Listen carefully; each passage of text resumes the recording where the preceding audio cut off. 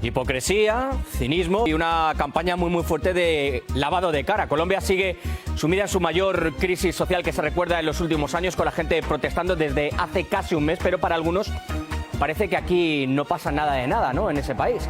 La culpa es de la gente. Al principio eran terroristas, después vándalos y miembros del crimen organizado. Ahora resulta que mucha de la culpa de lo que sucede en el país la tiene la propaganda rusa a través de Internet. Quizá también la tenga este programa, no lo sé, habría que preguntarle a las autoridades. Cualquier cosa vale, pero eso de mirarse uno mismo, de hacer un examen de conciencia, nada de nada, ¿no? Iván Duque paralizado y sin dejar que la Convención Interamericana de Derechos Humanos vaya a su país para ver qué sucede con los muertos y los desaparecidos. Su ministro de Defensa, el señor Molano, superando una moción de censura en el Congreso y justificando, por supuesto, el uso de la fuerza. Y la canciller de gira por Estados Unidos para hablar con Luis Almagro y con la administración Biden porque, claro, hay que frenar las críticas hacia Bogotá. Mientras el paro continúa y la gente sigue con miedo. Miedo como escuchan a sus propias autoridades. ¿Qué tal? ¿Cómo están? Bienvenidos. Hoy en el Zoom regresamos, lo teníamos que hacer, a Colombia, que sigue clamando justicia y un cambio estructural. ¿Va a llegar de la mano de las elecciones del año que viene o va a llegar antes? Porque la sangre, desgraciadamente, se sigue derramando en las calles. Empezamos.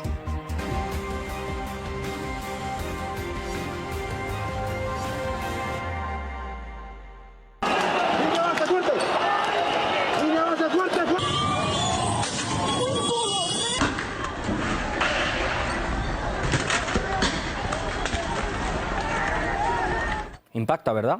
Un mes prácticamente lleva Colombia, que lo cumplirá este viernes, con esas imágenes a diario. Policía reprimiendo las manifestaciones que claman por la justicia social, por un sistema económico que disminuya la pobreza, que gritan por sus derechos y que protestan precisamente contra esas autoridades que les están reprimiendo de manera extremadamente violenta. No lo digo yo. Lo dicen las ONGs internacionales e incluso organismos que van más allá. Colombia sufre una ola de caos que va desde Bogotá, pasando por Cali hasta Medellín. En todas las ciudades la situación se ha vuelto insostenible, también en el campo, pero sobre todo en varios ámbitos. Por un lado, en la calle, como les digo, donde se continúan escuchando disparos por parte de los uniformados, incluso de policías vestidos de paisano. Violaciones de los derechos humanos, descubrimiento de fosas comunes, desapariciones forzosas, heridos que se cuentan por cientos y cientos, pero también en el ámbito de los despachos. En el gobierno hay movimientos. El intento de la nueva canciller del país, la vicepresidenta Marta Lucía Ramírez, de conseguir el apoyo de la Unión Europea fracasó de la misma manera que lo hizo la charla entre el presidente colombiano Iván Duque y Josep Borrell. Pero la canciller ha querido ir un poco más allá. Había que hacer algo. Ha realizado una gira por Estados Unidos porque, claro, hay que recabar apoyos de la OEA y de Washington. Tenemos que tener a Biden de nuestra parte. Hay que blanquear lo que estamos haciendo de alguna manera, como lo están haciendo los medios, ¿no? El resultado no es otro que el de pasar por alto las agresiones, las muertes, las desapariciones, como les digo, y casi hay que dar gracias a Colombia porque ya se ha puesto manos a la obra para investigar unos actos que el propio gobierno o las fuerzas del Estado han permitido y cometido. En los medios el silencio, pero los políticos agradecidos y los portavoces ya se están encargando de realizar su misión para tener contenta a la opinión pública. Miren. Celebramos los anuncios del gobierno colombiano de investigar las denuncias de uso excesivo de la fuerza por parte de la policía. Como saben, el gobierno colombiano ha activado una unidad especial de búsqueda urgente para investigar las denuncias de personas desaparecidas, con 35 equipos de búsqueda desplegados por todo el país para darle seguimiento a las denuncias recibidas a través de sus líneas de atención 24 horas. Bueno, como les digo, casi hay que dar gracias al gobierno de Colombia, ¿no? Como dice la portavoz. Bueno, pues en medio de esta larga crisis que busca cambios estructurales, y lo vuelvo a repetir, llegan también dimisiones. Varios altos cargos han renunciado a su puesto. El último en hacerlo ha sido este caballero, Miguel Ceballos, el principal experto en el proceso de paz con el resto de facciones de la izquierda y de la derecha, pero principalmente con el Ejército de Liberación Nacional, el ELN. Lo hacía el pasado domingo con un mensaje muy claro, con esta carta. Deseo manifestarle que, por razones de carácter personal, siguiendo los llamados de mi conciencia y en cumplimiento de las responsabilidades que mi alma ha elegido, renuncio irrevocablemente a mi cargo como alto comisionado para la paz. Decisión personal, dice. La renuncia de Ceballos, a mí, no sé a ustedes, me deja una lectura bastante clara. Algunos de los principales apoyos del presidente están abandonando el barco, pero es que el adiós de Ceballos no es algo baladí. Él había sido la voz del gobierno en las conversaciones que se han entablado desde hace más de una semana con el Comité Nacional del Paro, que es el principal convocante de todas estas manifestaciones. Bueno, pues ahora se está hablando de documentos, de preacuerdos, de ese documento que ambas partes, tanto el Comité como el gobierno, deben refrendar porque todavía no hay nada claro. No hay un acuerdo final y lo único que se ha querido señalar es esa línea roja de la violencia. El resto, a mi juicio, papel mojado. La táctica del gobierno ha sido la combinación de muchas maniobras de dilación y desgaste, desconociendo la urgente necesidad de tomar medidas efectivas que contengan la intervención sistemática, violenta y arbitraria desatada por la fuerza pública contra las y los manifestantes, en el marco de la implementación de la anunciada guerra al paro, con gravísimos episodios de violaciones a los derechos humanos. Bueno, pues esas violaciones a los derechos humanos que escuchaban y que se denuncian, lo que hacen es dejar al descubierto las vergüenzas de las autoridades colombianas, cuyo ministro de Defensa ha tenido que superar este martes una moción de censura en el Congreso, dando explicaciones, las explicaciones oportunas sobre las muertes y las desapariciones. ¿Ustedes esperaban que asumiera responsabilidades? Yo no, para nada, todo balones fuera, ¿verdad? Señalando que el uso desmedido de esa fuerza no ha existido. Palabras que yo creo que chocan con la realidad.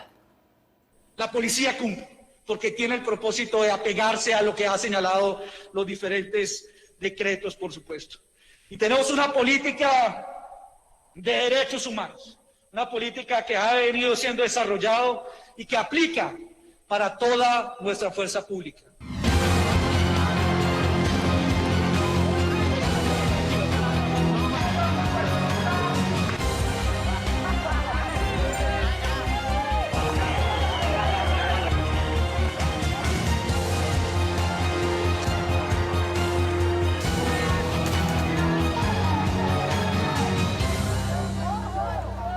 Bueno, quizá había que preguntar al señor Molano, o mejor dicho, a Iván Duque, ¿por qué no deja entrar al país a la delegación de la Comisión Interamericana de Derechos Humanos?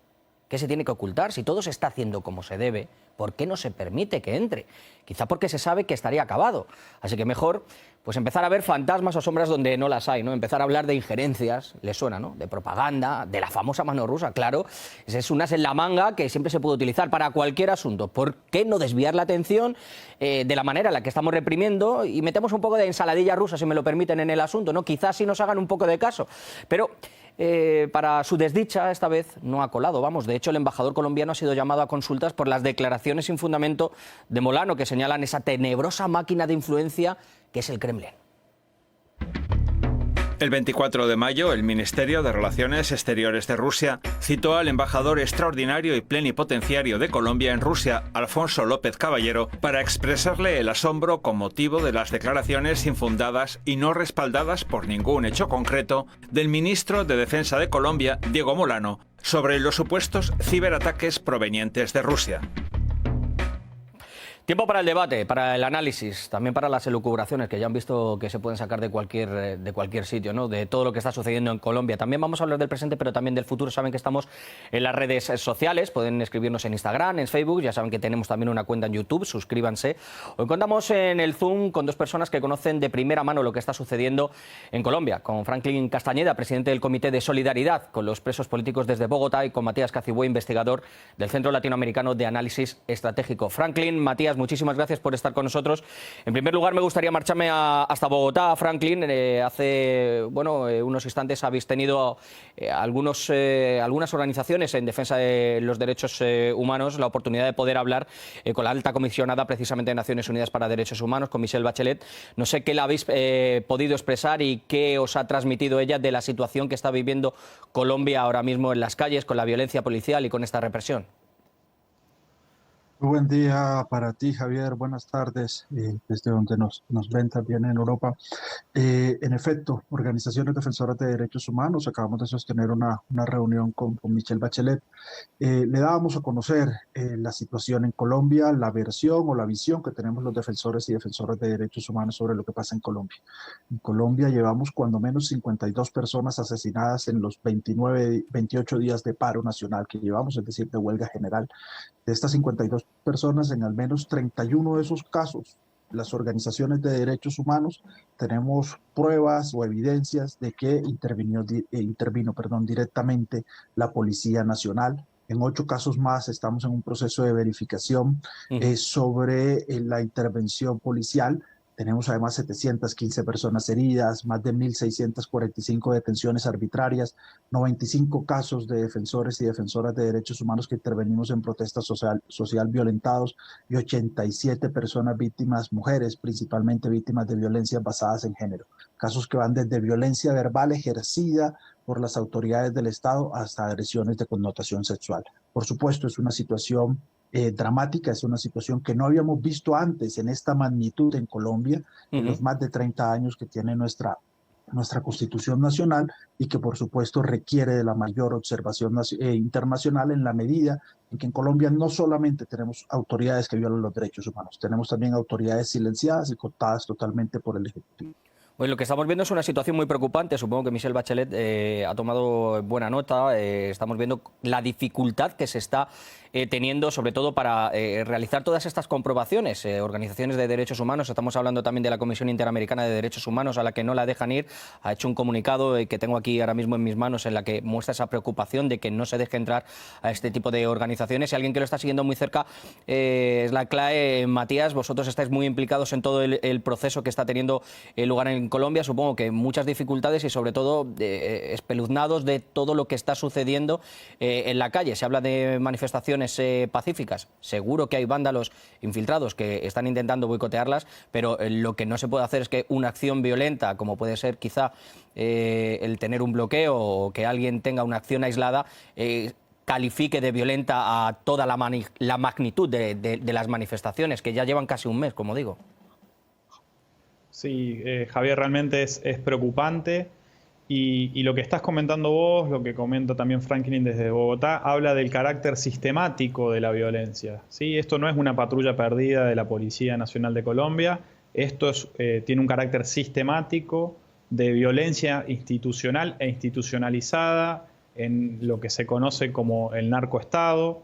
Digo, antes de la protesta, que ya estamos prontos a cumplir un mes de las mismas, en Colombia, durante lo que va del año 2021, se registraron 23 masacres, sobre todo a dirigencias y a líderes campesinos, pero también hubo masacres en las grandes ciudades de Colombia, y 15 ex insurgentes, firmantes de los acuerdos de paz, ¿sí?, fueron asesinados. 15 insurgentes que firmaron los acuerdos de paz, que se desmovilizaron, que dejaron de estar en armas, fueron asesinados. O sea, la violencia en Colombia es la violencia del narcoestado, es esta violencia institucional e institucionalizada, y que realmente lo que estamos viviendo es muy problemático. Nosotros desde CLAE participamos con una de nuestras analistas, Paula Jiménez, en la misión de paz internacional que salió desde Argentina, con fuerte respaldo de organizaciones sociales e incluso en algún punto de manera solapada, además de un gobierno de la región.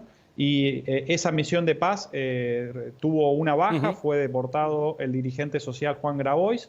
Nuestra analista hoy sigue en Colombia dentro del marco de la misión de paz y nos habla realmente de deportar un ciudadano que no tiene ningún tipo de causa judicial en Colombia ni en Argentina. Habla de este carácter sistemático y que implica una responsabilidad para las más altas autoridades del Estado colombiano. Lo que estamos viendo también por parte de la clase política y también de algunos medios, no sé, Franklin, hemos vivido hace escasamente unas horas esa comparecencia del ministro Molano, del ministro de Defensa, con esa moción de censura. Nunca se ha aprobado una moción de censura para un político, para un ministro en Colombia, tampoco ha sido para Molano. Yo escuchaba sus palabras, su comparecencia, y viendo las imágenes parecía que estábamos viviendo o que se está viviendo otra realidad. Es decir, decía que no ha habido un uso excesivo de la fuerza, se está hablando de unas dimensiones de ataques de los manifestantes, y después, cuando estamos viendo los vídeos en las redes sociales, se está hablando incluso de infiltrados vestidos de civiles que usan disparos, pero también como la policía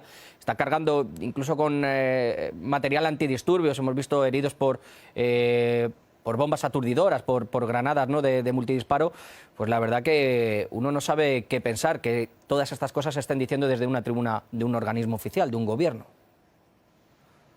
Bueno, lastimosamente ha sido un comportamiento sistemático del Estado colombiano y en particular de este gobierno. Intentar mirar hacia otro lado e intentar, que es más grave, que la opinión pública mire hacia otro lado. En estos momentos, la respuesta que da el Estado es básicamente la misma que ha dado en otros hechos de connotación más o menos similares. Esto es el ELN, el Ejército de Liberación Nacional, las disidencias de las FARC y el narcotráfico, aliados para vencer a la institucionalidad colombiana. Y es un poco la respuesta sistemática que ellos dan. El enemigo está dentro, ¿no? El enemigo está dentro, es lo que se suele decir, ¿no? Sí, e intentar colocar la visión de la opinión pública en algunos hechos aislados que en efecto se han presentado en las movilizaciones, que han sido mayoritariamente pacíficas. De lo contrario, no hubiesen podido mantenerse durante ya 28 días. Pero esto es lo que hace el gobierno colombiano y con fuertes consecuencias no solo a nivel de opinión pública, sino sobre todo a nivel de justicia.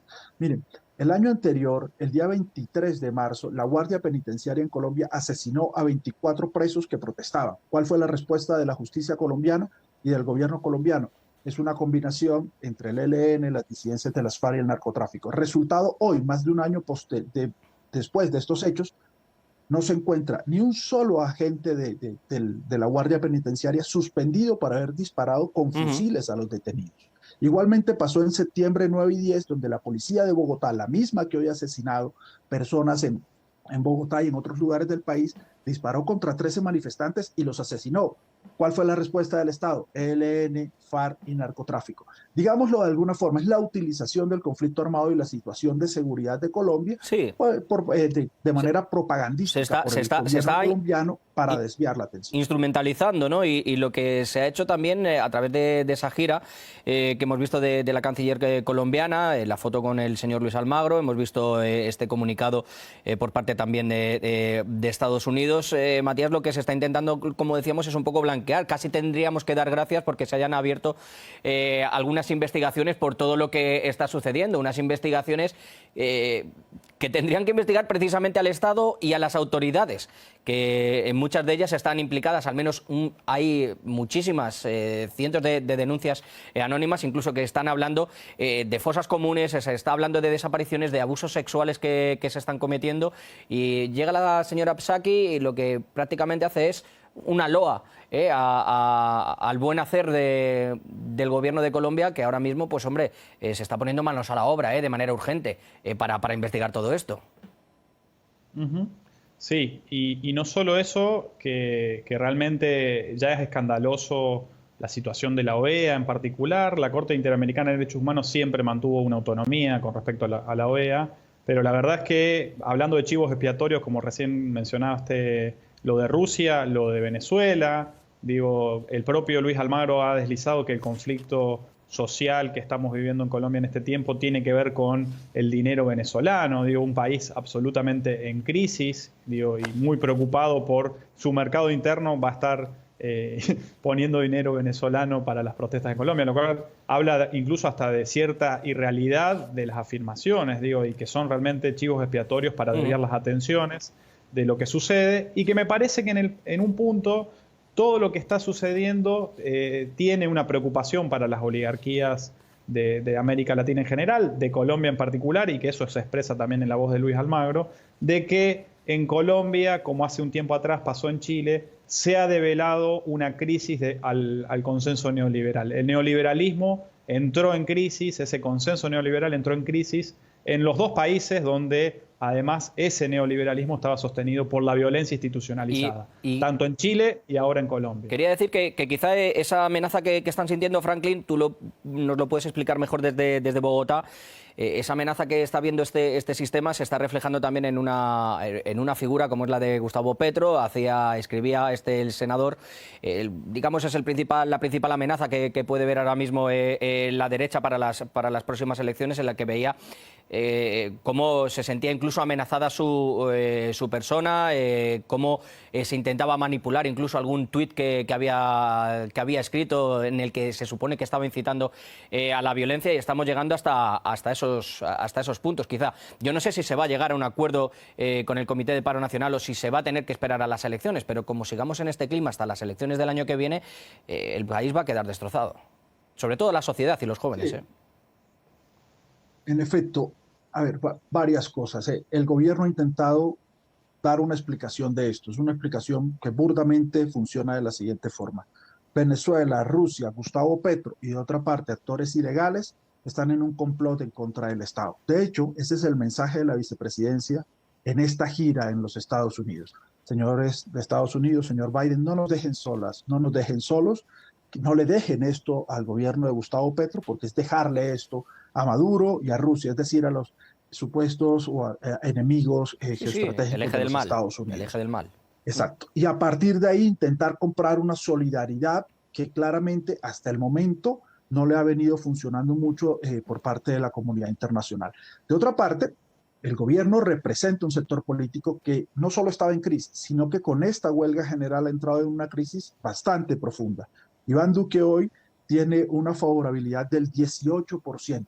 Es el presidente que ha llegado a un nivel de impopularidad más bajo históricamente en Colombia. Álvaro Uribe Vélez, que antes se decía en Colombia que tenía una especie de teflón, que nada le pasaba, tiene una favorabilidad hoy que roza apenas el 22%. Ninguno de los candidatos, y este es un año preelectoral, de hecho a partir de mañana comienza todo el proceso de inscripciones electorales en Colombia y demás, los candidatos de la derecha y la extrema derecha en Colombia, ninguno de ellos roza siquiera un 6% de favorabilidad en encuestas electorales, y en efecto, lo que sí están viendo con mucho temor es que Gustavo Petro sí entraría, si las elecciones fueran hoy, a arrasar con una victoria rotunda en lo electoral. De ahí el por qué su nombre va a empezar a sonar cada vez más, y lo van a poner cada vez más a asociarlos con actos de violencia, a asociarlos con actos de vandalismo, algunos de estos actos de vandalismo planificados por las autoridades del Estado colombiano. En eso no hay que ser ingenuos, para intentar también vender miedo a la ciudadanía. Eso es, Franklin, esa es una de las palabras que yo me quedo, ¿no? Es la palabra del miedo, de intentar inculcar ese miedo quizá a la juventud para que no acuda a las urnas con todo lo que puede pasar,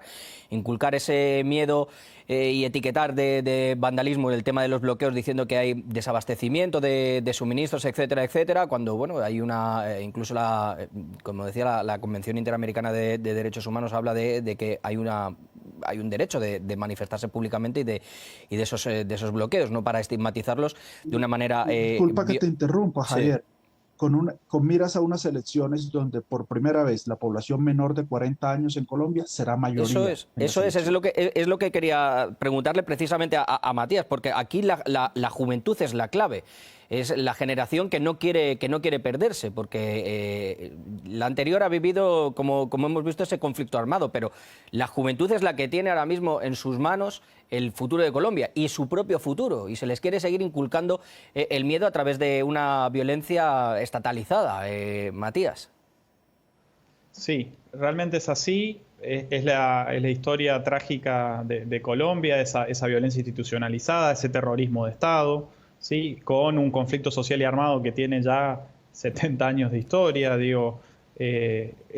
Generación tras generación los jóvenes de Colombia han tenido de parte del Estado la represión y la muerte, y lo que está sucediendo hoy de manera generalizada es una nueva oportunidad histórica para refundar ese país, para refundar un Estado que siempre ha sido capturado por una oligarquía, una minoría de negocios legales e ilegales, ¿sí? Y que efectivamente ha bloqueado sistemáticamente la participación institucional de las grandes mayorías sociales en las decisiones de Estado y en las decisiones del país, ¿no? Y me parece que esa juventud además no es simplemente un valor generacional, sino que es una juventud organizada en los sindicatos campesinos, organizados en las organizaciones de izquierda, organizadas en las organizaciones barriales, y también organizados en el formato de lo virtual, que eso también es lo que ha descolocado, creo yo, al gobierno colombiano, ¿no? Esta organización desde las redes sociales, ¿sí? Y que efectivamente se manifiestan de manera muy creativa y muy pacífica en las calles, y que solo tienen del Estado lo que siempre ha sucedido, una violencia institucional represiva y asesina. Veremos. Creo que hay esperanzas en Colombia, ¿no? Esperemos que esa esperanza, como leía en el comunicado del señor Petro, sea mayor que el miedo, que cese sobre todo la violencia, que se haga justicia, que pague quien la tenga que pagar, sea del lado que sea. La violencia nunca lleva nada bueno, y sobre todo que se solucione cuanto antes, ¿no?, la situación que está viviendo Colombia, porque es bastante grave en cuanto a derechos humanos se refiere. Franklin, Matías, un placer, me he quedado sin tiempo.